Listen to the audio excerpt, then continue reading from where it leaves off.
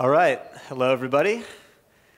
What we're going to talk about in this presentation is SMB gamification. And what we're trying to figure out here is this a massive opportunity? And by SMBs, we're talking about small and medium-sized businesses. There's something like 23 million of these in the US. And they spend about they generate about $6 trillion in revenue every single year. So I kind of got sucked into this world of gamification about 5 years ago. And at the time, Foursquare was sort of blowing up, and they had gamified check-ins, and everybody was kind of oohing and awing about how gamification was going to change every industry that you could imagine.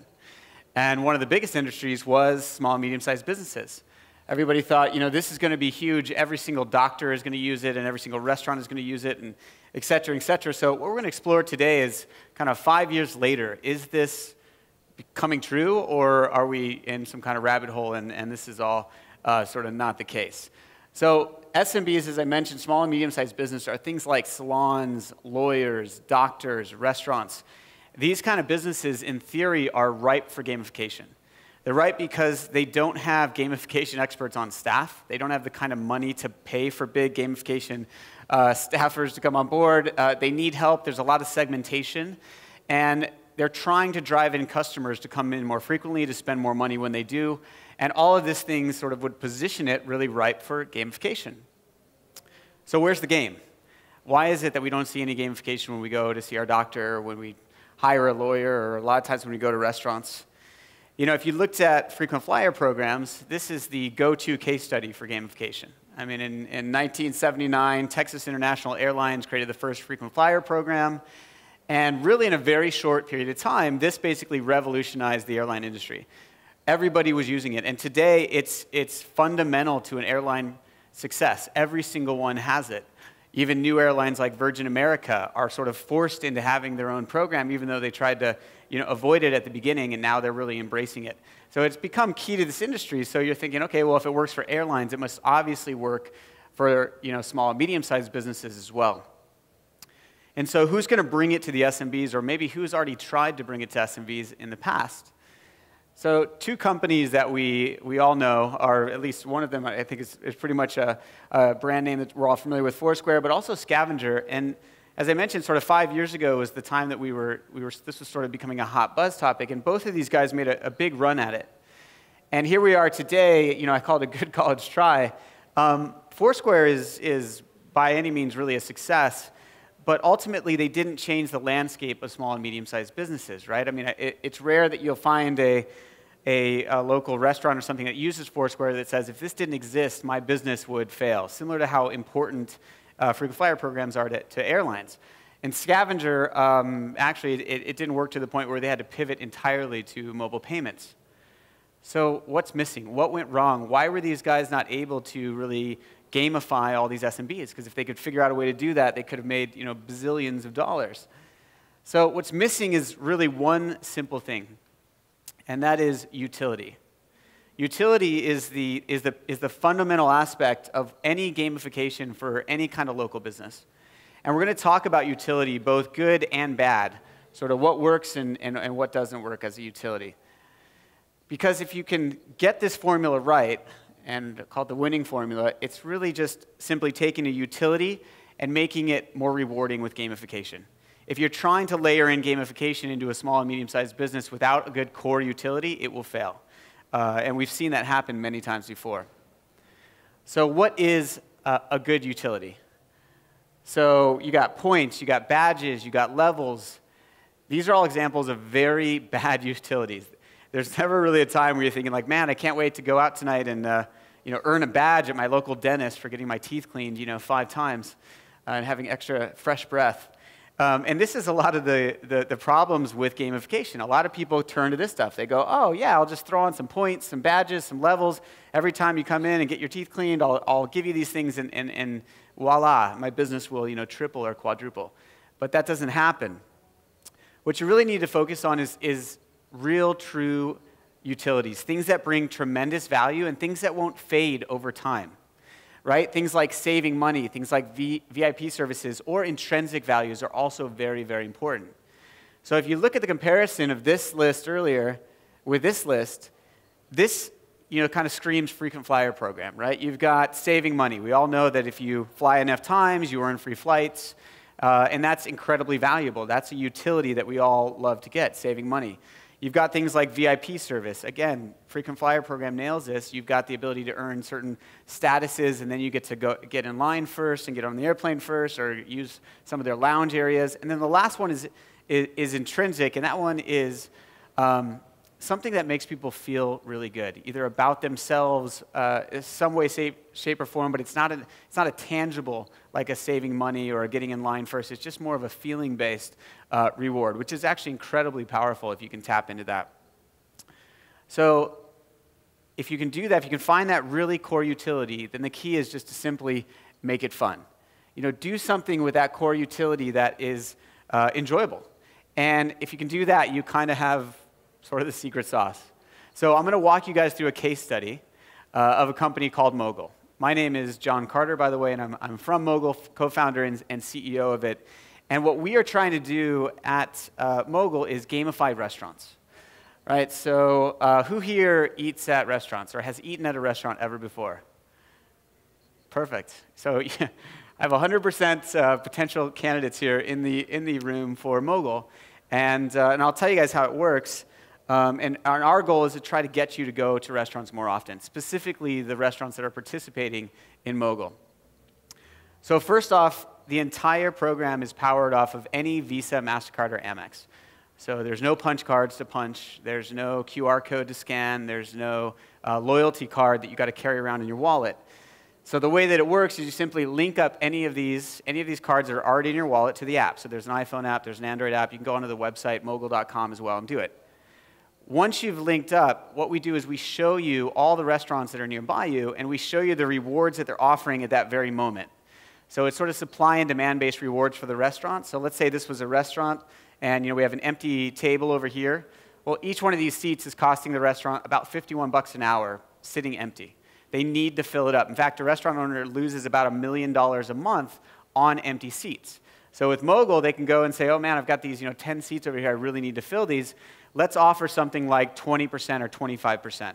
And then what happens on the website and the app, they're ranked against other restaurants. The best deal goes to the top. Similar to how you can outbid people on Google for clicks based on how much you're willing to bid. So the restaurants are sort of bidding in real time. A lot of them set this up in advance and sort of forget about it. Some are very active on a daily basis to get rewards. And if the restaurant's packed, they might only offer something like 1% or 5%, right? Not giving away rewards when they don't need to is really important for the restaurant.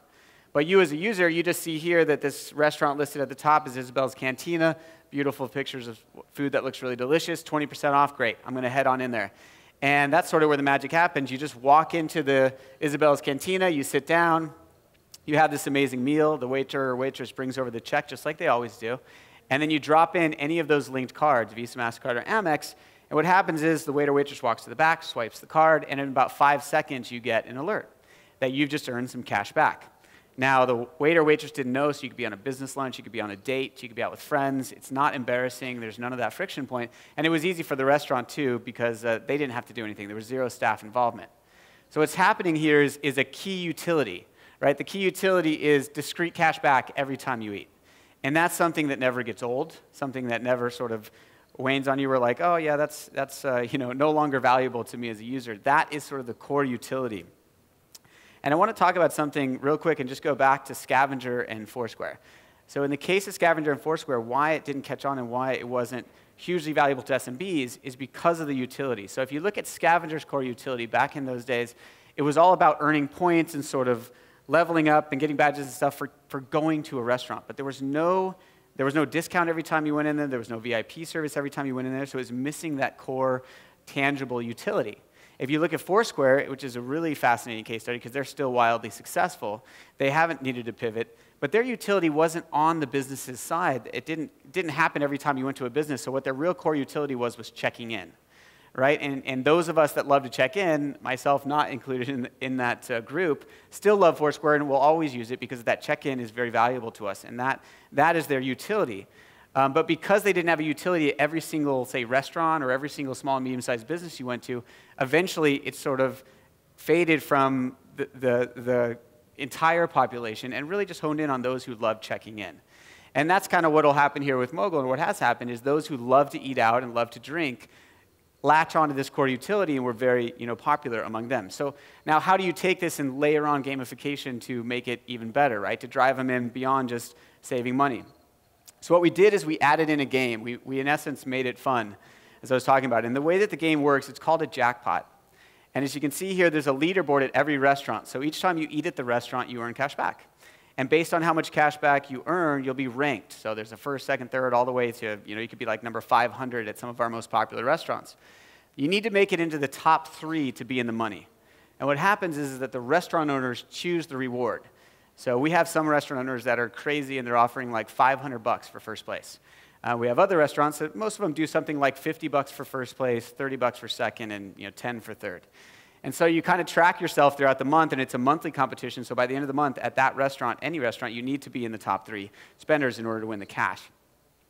What happens with this is sort of fascinating. It starts tapping into another part of the brain beyond just saving money. So this blue line, this is the month of September. And this blue line here, this is my attorney, Marty.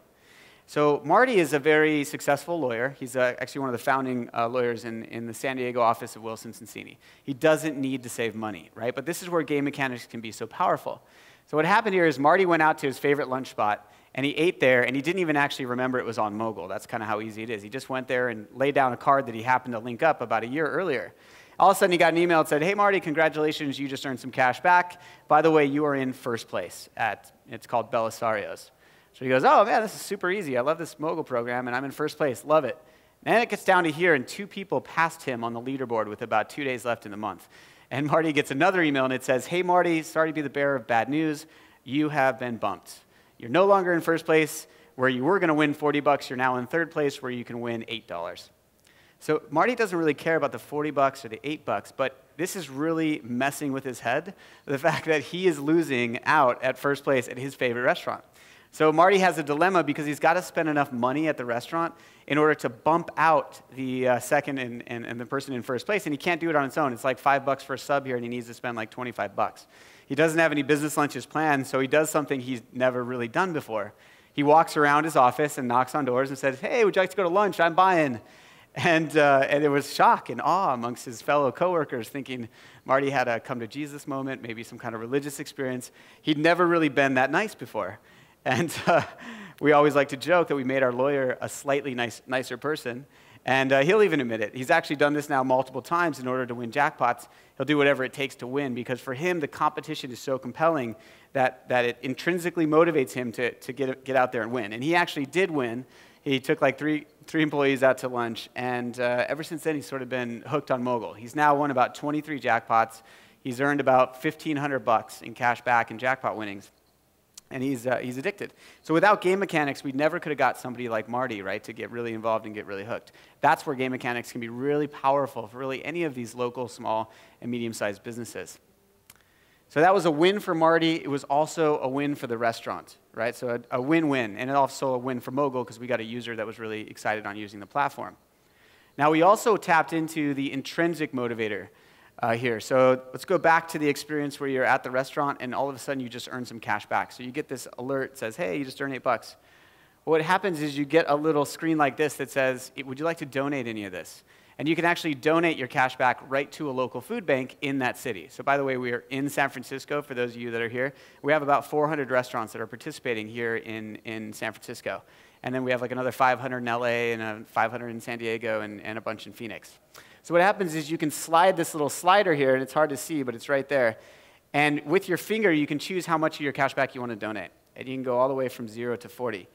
Now, every 20 cents is a meal donated to somebody locally, and that's just because food banks are awesome. They get most of their food donated, so you're really just paying for logistics like shipping and storage. So it's 20 cents a meal. So we'll track that. So in this case, you could donate $8, which isn't really going to change your life, and that's actually 40 meals for someone who can't afford to feed themselves. So definitely a very good feel-good for the thing. And then what we do is we track the entire city. So this is San Diego's hunger tracker. And it's an example of a hunger tracker which says, okay, we need 1 million meals every month in this city. And then we track it throughout the month on how many meals are actually being provided, so you can see how close we are to hitting the goal of 1 million meals. In this case, it's actually a combination of both the meals provided by Mogul and all donations to food banks. We work with all the local food banks to get sort of the thermometer of how bad it is in the city. And San Francisco is actually doing the best. They're at like 71%. So you guys are almost there. San Diego, we're like down in the 30s. Apparently, just nobody cares out there as much, I guess. Kind of sad, but we're working on it. And we got a lot of celebrity support by doing this kind of feel-good intrinsic motivator, which was great for the business and great for the brand. Richard says Mogul is using business as a force for good, but really what we did is we just made the utility intrinsically rewarding. The utility of earning cash back now suddenly becomes something that really feels good about yourself. And a lot of people ask me, they're like, is this working? Like, do people care? Are they going out to restaurants to donate meals? Like, how many people care, and what's the deal? What we found is that not everybody cares. It'd be great if everybody did, and all of a sudden, we were just changing lives, and everybody was donating 100%, and that'd be amazing. But really what happens is maybe something more like, it depends on the city. San Francisco actually is a lot higher, more like 25 to 30% actually care and donate. In most cities, it's more like 10 to 15% care. But what I have found is that those that do the donations are so heavily engaged.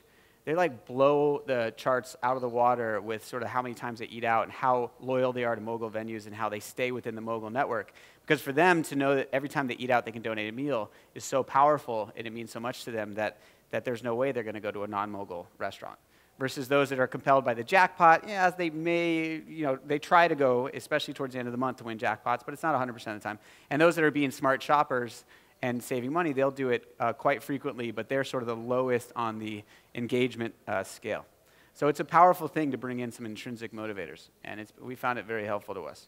And in that intrinsic motivator, obviously it's a win for the guests, it's a feel-good, it's a warm fuzzies. It's a win for the hungry because we're donating meals to people who can't afford to buy them themselves. And it's a win for the restaurant because it's keeping people loyal to their restaurant and driving in business. So ultimately, how well is this program working as a whole?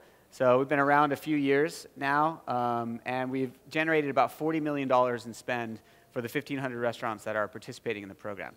So I think a decent level of success, and really just kind of getting warmed up. This year is our big year of expansion to go nationwide with the program.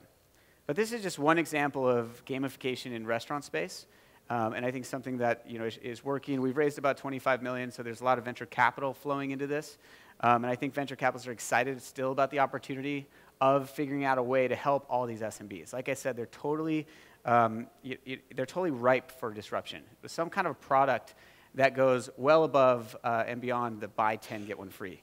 So what I want to leave you guys with is a couple of tips. If any of you are thinking about doing this, maybe if you work for one of these companies that has small businesses or you want to start your own business, 3 tips for gamifying SMBs and what sort of worked and what doesn't work.